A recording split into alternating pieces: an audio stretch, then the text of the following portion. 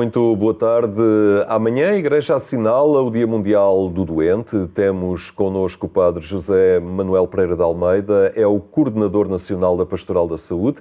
Vamos olhar a mensagem do Papa, sem esquecer também a proposta da liturgia para o próximo domingo. Boa tarde, Padre José Manuel, muito obrigado por estar aqui entre nós. Na verdade, este sábado, o Dia Mundial do Doente, e o Papa a sugerir aqui a figura do samaritano, do bom samaritano, e com este tema também para este dia do tratamento dele, esta atenção que nos merece aquele que está numa situação de fragilidade. Boa tarde, muito obrigado pelo convite. De facto, é o 31º Dia Mundial do Doente, festa de Nossa Senhora de Lourdes, e por isso a referência sempre aos doentes em relação àquele santuário. A memória, o fazer memória da figura do bom samaritano, o Papa trá-la para o final da parábola, que às vezes a gente não repara, que é exatamente a recomendação do trata bem dele, que é feita ao estalajadeiro. E habitualmente nós olhamos para o samaritano que se aproxima daquela pessoa que está caída e que cuida na altura, no caminho, e depois às vezes esquecemos que não é um cuidado apenas só para, como se fosse aliviar a consciência e está feito, mas a parte mais de responsabilidade na continuação do cuidado é feita com uma estrutura que é do estalajadeiro. O Papa Bento XVI lembrava em Fátima àqueles que trabalhavam, que davam a sua vida na área social na Igreja em Portugal, que esta estalagem pode ser também a Igreja. E portanto, isto diz respeito a todos. É um desafio também às próprias comunidades cristãs, que, enfim, mais ou menos vão estando estruturadas no sentido de acompanhar os frágeis, aqueles que estão em situação de doença, mas muitas vezes, mesmo na própria comunidade cristã, isto fica entregue a um ou outro movimento, e a comunidade, no geral, parece que não pensa muito, não está muito próxima destas realidades. É importante também trazer isto para a ordem do dia dentro das comunidades cristãs. Ao menos uma vez por ano, pois é, seguramente. E para a oração, que é comum a todos os cristãos, para o anúncio do Evangelho, portanto as catequeses, tudo mais, e para a liturgia. De facto, aqueles que cuidam dos mais frágeis, como diz, também vão ter particular atenção em relação à situação de doença, sobretudo a doença, eu ia dizer um disparate, que era sobretudo a doença crónica, que é que muitas vezes fica despercebida e arrasta-se no tempo.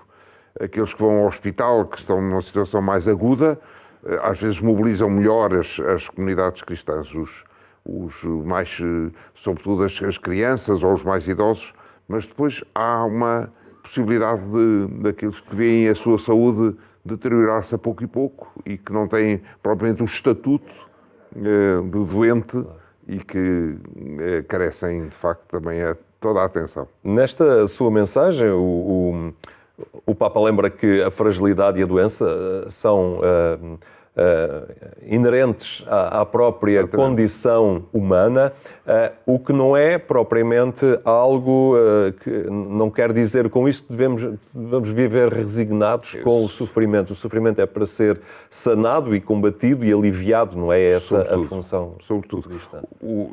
Gostava, já que me permite, ler essa parte da mensagem do Papa em que diz: a doença faz parte da nossa experiência humana, e depois logo a seguir, mas pode tornar-se desumana se for vivida no isolamento e no abandono, se não for acompanhada pelo cuidado e pela compaixão.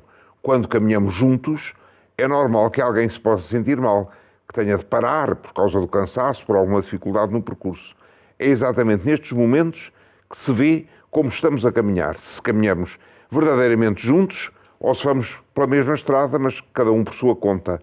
Ora, estamos a viver um momento sinodal particularmente relevante, agora na fase continental, e essa ideia de irmos juntos é muito, muito importante para a Igreja deste século XXI, segundo a proposta do Papa Francisco. O Papa também está atento ao mundo que vivemos e que habitamos, muito marcado às vezes pelas regras do económico e pelas leis do mercado, e tantas vezes quem sofre e vive na fragilidade vai ficando excluído deste funcionamento do mundo, nomeadamente o acesso à saúde, que o Papa tem dito por diversas vezes que não pode ser um luxo, não é? Apenas de alguns. E aqui também, neste Dia Mundial do Doente, lembrar que não há gente descartável, não é? E que o acesso à saúde deve estar ao alcance de todos. Exatamente. E nós estamos em boas condições, esperamos firmemente, com as medidas tomadas acerca até do Serviço Nacional de Saúde, com a coordenação devidamente colocada em pessoas que sabem, e, portanto, esperamos vivamente que a saúde para todos, que os médicos de família possam chegar, de facto, às famílias, que não haja ninguém sem saber para onde é que há de dirigir-se numa aflição. Isso é muitíssimo relevante, é verdade. E a Pastoral da Saúde, como é que se articula também nesta mensagem do Papa, obviamente, mas também neste mundo onde as dificuldades também do acesso à saúde vão sendo sentidas? Procura acompanhar os doentes nas comunidades cristãs e nos internamentos, através, sobretudo, das capelanias. A coordenação dos capelães tem a sua autonomia, mas faz um trabalho muito meritório, que é exatamente estar então, passou estes anos de pandemia em que poucos de nós podíamos ir ao hospital visitar os nossos doentes, e os capelães estavam no hospital, portanto fazem parte da estrutura hospitalar. Isso é muito importante. Depois, a Pastoral da Saúde existe para nos lembrar que este cuidado pertence à comunidade cristã e, portanto, a todos. Não é de uns que têm uma farda ou uma camisola especial. E é importante que nos grupos Cáritas paroquiais ou nos grupos de ação social de cada paróquia existe, de facto, pessoas, às vezes ligadas também ao Ministério, aos missionários da comunhão, que possam fazer esse acompanhamento aos doentes que temos. Mas a Pastoral da Saúde não é só para os doentes, é de facto para dizer que a doença não é a última palavra sobre a nossa vida. A doença é uma situação em que podemos passar por ela, mas somos pessoas que devem cuidar da saúde e, portanto, no que diz respeito à parte mais dos crianças e adolescentes e jovens, a educação para a saúde, o ter hábitos de vida saudáveis, o perceber o que é que se pode fazer em termos de alimentação e de exercício físico, tudo isso faz parte do acompanhamento da Pastoral da Saúde, dizendo que os gestos de salvação de Jesus eram muitas vezes curas e, portanto, que a salvação não é só a salvação das almas, pertence também vivermos bem na vida que nos é dada, que é uma vida que faz viver os outros quando é bem vivida. Muito bem, e vamos continuar também esta nossa análise, agora olhando a proposta da liturgia do próximo domingo, que é o sexto domingo do tempo comum, e vamos ficar por escutar agora um excerto do Evangelho de Mateus, aquele precisamente que será lido nas Eucaristias do próximo domingo. Naquele tempo disse Jesus aos seus discípulos: se a vossa justiça não superar a dos escribas e fariseus, não entrareis no reino dos céus. Ouvistes que foi dito aos antigos: não matarás. Quem matar será submetido a julgamento. Eu, porém, digo-vos: todo aquele que se irar contra o seu irmão será submetido a julgamento. Ouvistes que foi dito: não cometerás adultério. Eu, porém, digo-vos: todo aquele que olhar para uma mulher com maus desejos já cometeu adultério com ela no seu coração.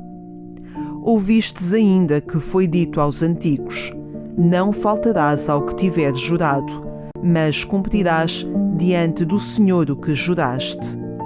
Eu, porém, digo-vos que não jureis em caso algum. A vossa linguagem deve ser sim, sim, não, não. O que passa disto vem do maligno. O evangelista coloca-nos aqui algumas, digamos, balizas para que façamos caminho em direção também a este projeto de Deus para a vida do homem, um projeto que pressupõe também um caminho alinhado com os mandamentos. Há aqui uma certa explicação do que é que são os mandamentos, mas trata-se, na verdade, de aderir a um projeto diferente daquele que habitualmente o mundo propõe aos homens. Como já têm dito nestas conversas, o evangelista Mateus apresenta Jesus, que escreve maioritariamente por uma comunidade que provém do judaísmo, apresenta Jesus como o novo e definitivo Moisés. É por isso que sobe à montanha e da montanha proclama o sermão da montanha que estamos a ouvir nestes domingos. Começa pelas bem-aventuranças, ou seja, um projeto de felicidade para todos, e depois desdobra-se nestes sal da terra e luz do mundo, e agora com estas antíteses que são colocadas sempre de ouviste que foi dito aos antigos, eu porém digo-vos, para mostrar a novidade desta proposta. E as antíteses, havia um professor de Teologia Moral, o professor Klaus Demer, que distinguia entre antíteses primárias e secundárias. Umas eram dentro da fortaleza que era a lei para os judeus, a Torá, e outros que arrasavam até as fronteiras dessa lei, como iremos ouvir no outro domingo, amai os vossos inimigos, não é? Que vai para além de tudo aquilo que era prescrito. Estas antíteses primárias vão à radicalidade das indicações que são os mandamentos, ou seja, perceber que mais do que a exterioridade importa o interior e a intencionalidade. E por isso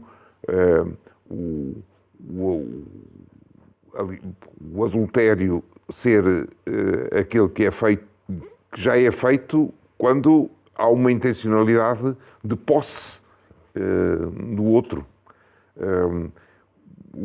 Já não sei qual era a primeira das indicações, mas a última era a da linguagem simples, não fazer juramentos, mas que a nossa linguagem seja sim e não, e pronto, já chega. Não é? Na própria vida do crente é preciso, direi eu, interiorizar que estas propostas não são fáceis de concretizar na vida concreta do dia-a-dia.